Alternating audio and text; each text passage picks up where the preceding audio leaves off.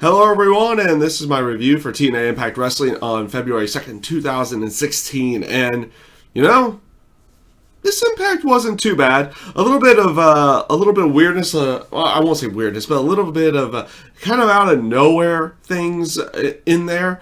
For one, kind of out of nowhere, the whole Gregory Helms bringing out Trevor Lee as the opponent for Tigre Uno in the X Division title match, and then having Trevor Lee go over in the match. Trevor Lee's he's really good in the ring. I'm not sure in the terms of character-wise where he's at, but like I said, really good in the ring. I like it. I like his maneuvers. I like his maneuverability inside of the ring, and those come off really well. Maybe they're just gonna kind of use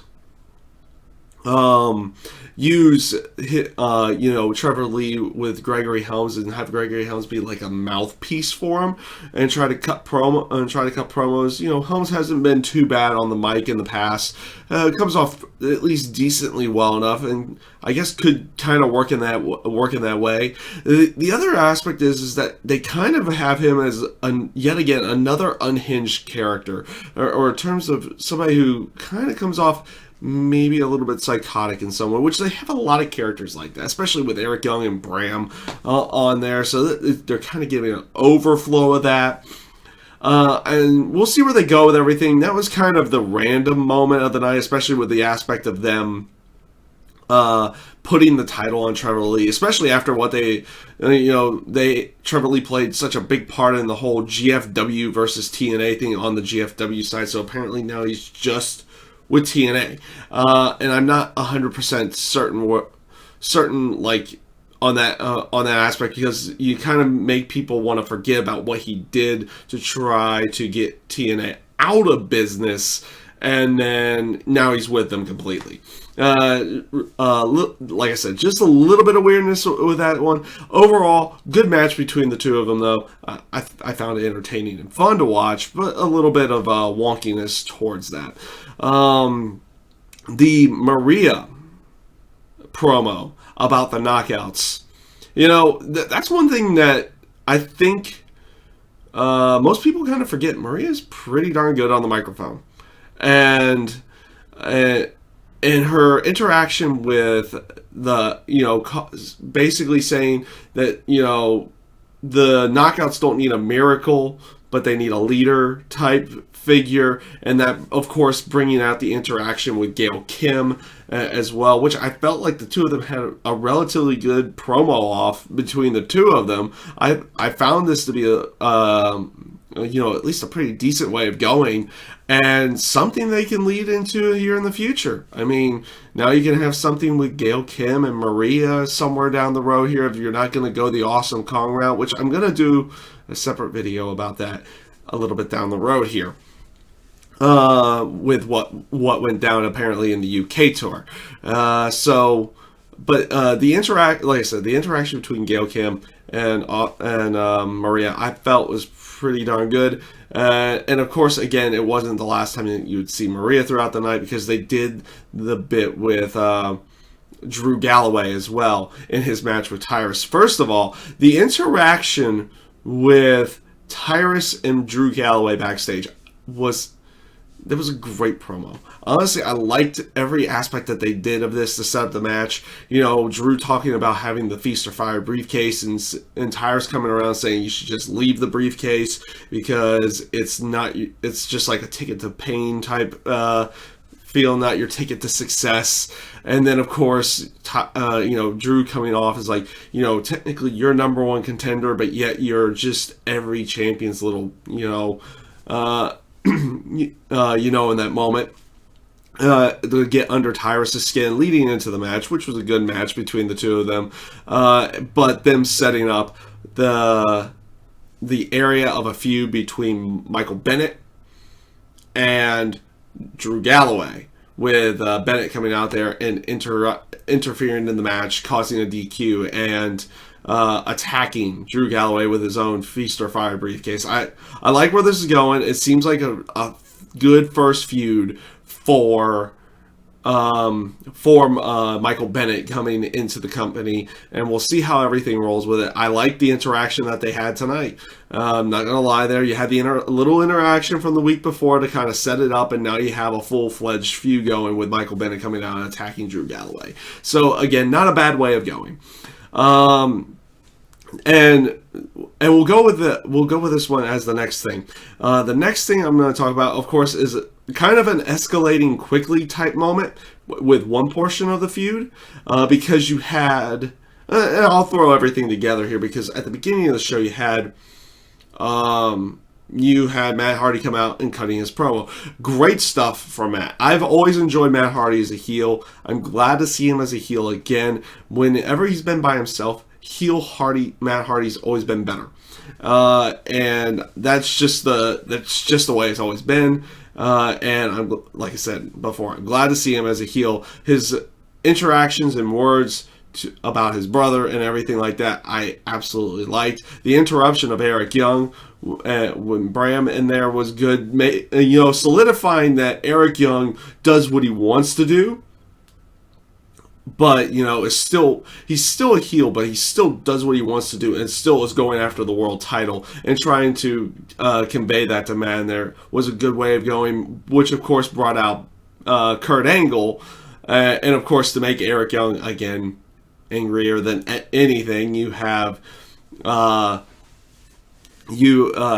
Angle getting the -- 1 contendership spot over Eric Young in the terms of getting a world title match because of a TNA official. So in that sense, of course, it brought out Beer Money basically to counteract Bram and Eric Young, and the basic interaction there. And these two teams have been building up the feud for quite some time, and it's definitely escalated to a more hardcore sorry, I'm stumbling over my words. A more hardcore style type match.